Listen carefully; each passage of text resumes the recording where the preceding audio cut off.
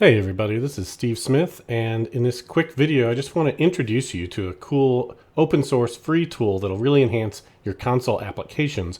It's called Specter.Console, and we're going to get started from zero and show you how easy it is to start working with this. Alright, so here's the GitHub repo where you can grab it. All you need to do is check out the README file. It's got some great coverage of what the various features are, which we're going to take a look at in just a second. You can add colors, support for tables, different types of formatting and markup, emojis. You can get much nicer exception output and even dynamic things like progress bars and stuff like that. So to get this thing started in your application, all you have to do is say .NET add package Specter.Console. The other thing that they have that's really cool is a way for you to check it out in action without actually having to install it in your own console app that you create, but rather just run their samples without having to actually open it up and try and find the right folder and run the right project.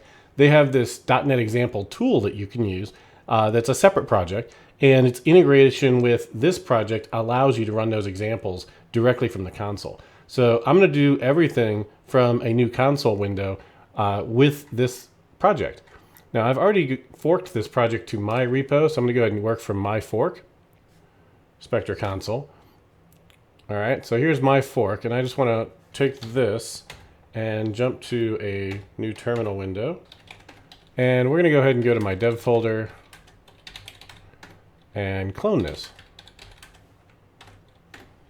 Right, so now we have Specter.Console. Let's just go to that folder. The very first thing we can do from here, if we want, is just run the examples. So rather than spinning up my own console app and trying to add Specter.Console and play with it like that, we're going to run the examples directly from this application. Now, if we come back to the README and we look at the instructions for this, you're going to see that we just need to have this .NET example tool installed, which I don't yet. So I need to go over here and grab it. The install instructions are really simple. Just copy this, paste it here, and now we've got it. Or do we? Command could not be loaded because it wants SDK 60400, which I don't have. And that is going to happen when you have you don't have the version that it's looking for in a global JSON. So let's go ahead and just change that real quick. I have looks like 60303, so that'll do. So let's just make that be the one we want. This is not in the docs, so this is something that you may find that you need to do as well. And once we've done that, we should be able to install it successfully. All right, so now it's installed. We can jump back to the instructions in Specter.Console and follow these instructions here. So we just want to do a restore and then run .NET example. And then we can run individual ones. So .NET tool restore, also not working. Oh, because I copied the greater than sign, which they should not really have inside their box that they're going to ask you to copy. Maybe I'll make a pull request for that. All right, so .NET tool restore is working, great. And then we can do .NET example. And this should show us a list of examples. All right, so here you can see we've got a nice table rendition showing us all the different examples that are available. And this will let us get an idea for how this application works. So for example, if you wanted to see something interesting like how to do live updates inside of a table, we could just do .NET example live table. It's not case sensitive. And it'll take it a second to build. But once it builds, you can see we've got this table view, and notice that these tickers are kind of scrolling up. So if you look at one of the numbers here on the right and watch it, you'll see it going up, up, up as new values are coming in below it. Now you can just hit Control C to exit out of this. If you want to see some other examples, we can look at all the different colors. So we can do an example of what the colors are, and this will take a second to build as well. Notice you get a little spinner while things are building. That's also part of Specter.Console, so if you need that in your application, you can certainly do that. So here are some of the examples of the different colors that you can use. There's support for a bunch of different named colors, but you can also go ahead and use color codes, and it really has a very broad range of colors that it supports. Take a look at the progress bar that you can implement.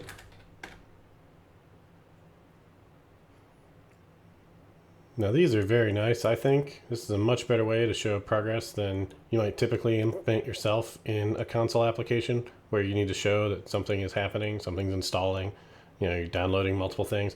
It kind of reminds me of how Docker Compose and various Docker tools look, but it's a little prettier, it's a little nicer user experience. Lastly, let's take a look at exceptions.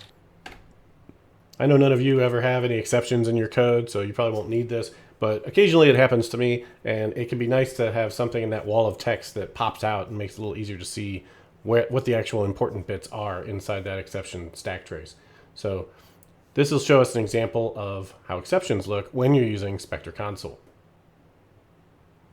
All right, so you can see here that these different exceptions are highlighting the message in red. You can customize it if you want, so you could change things around and show the file name in red or other different parts in different colors. So you have a lot of different customization capabilities here, but just out of the box, you can just turn this on and get much nicer exceptions. Okay, so before we wrap up, let's just show how you would actually add this to something. So let's drop out into my Scratch folder, and we'll just do a .NET new console, and we'll call it Ardalis Specter.Console. All right, and we can just cd into Ardalis Specter.Console, and then we can add a package of Specter.Console. All right, and now it'll just add it for us, and we've got it there.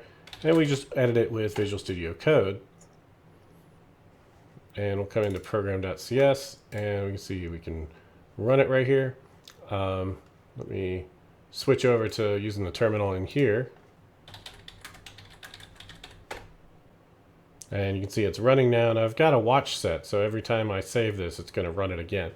Let's go take a look at the documentation for Specter.Console. It's got a quick start that really is very quick, and we're going to go ahead and just modify our code to use their hello world right here.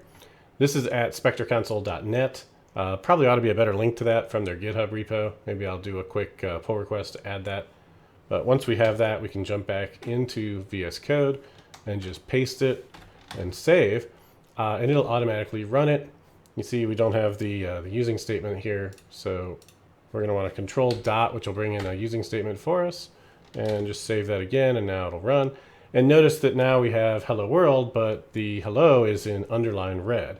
And if we want to change how world looks, we can come over here and make it bold green, let's say, and close that off with one of those.